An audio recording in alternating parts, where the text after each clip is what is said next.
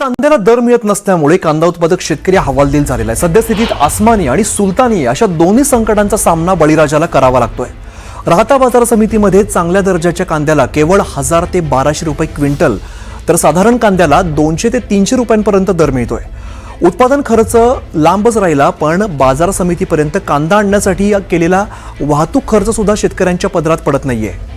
कांदा उत्पादक शेतकऱ्यांची अवस्था दिवसेंदिवस बिकट होते आणि सरकारने यावरती तातडीने ठोस धोरण राबवावं अशी अपेक्षा व्यक्त केली जाते। नेमकं काय आहे राहता बाजार समितीतील चित्र, याचा आढावा घेतलाय आमचे प्रतिनिधी हरीश दिमोटे यांनी।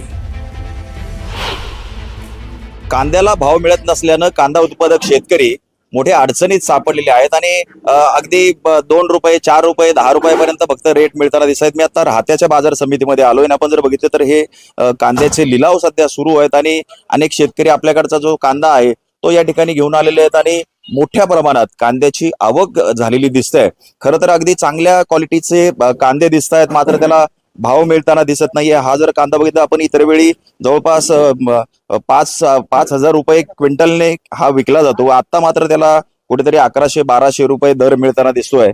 कांदा उत्पादक आपल्या सोबत आहे, काय परिस्थिती झाली आहे कांदा उत्पादकांची? खूप अवघड परिस्थिती झालेली आहे। काय कमीत कमी 20,000 रुपयाच्या आसपास बाजार पाहायला पाहिजे या कांद्याला आजच्या मिळतील तरी ठीक आहे। मार्केट डाऊन आहे, परंतु 20 पर्यंत तरी पाहिजे होते, एक इच्छा होती। हा, परंतु ते आज डायरेक्ट 13 रुपयांनी गेलाय कांदा, म्हणजे खर्च निघत नाहीये। अवकाळी पावसामुळे काय झालं, टर्पल लूज झालं, त्या दांड्यामध्ये पाणी गेलं, कांदा लिकेज झाला, शेतकरी अनेक तोट्यात गेला। अलग ध्यानामध्ये पावसाचा जास्त फटका बसला शेतकऱ्यांना। नक्कीच आपण बघितलं तर कुठेतरी पावसाचा जो फटका आहे, अवकाळी पाऊस जो झाला होता त्याचा कांदा उत्पादकांना बसलेला आहे।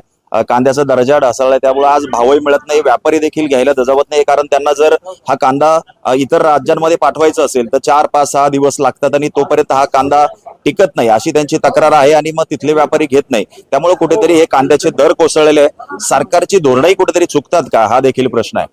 हरीश दिमोटे, न्यूज 18 मराठी, अहिल्यानगर।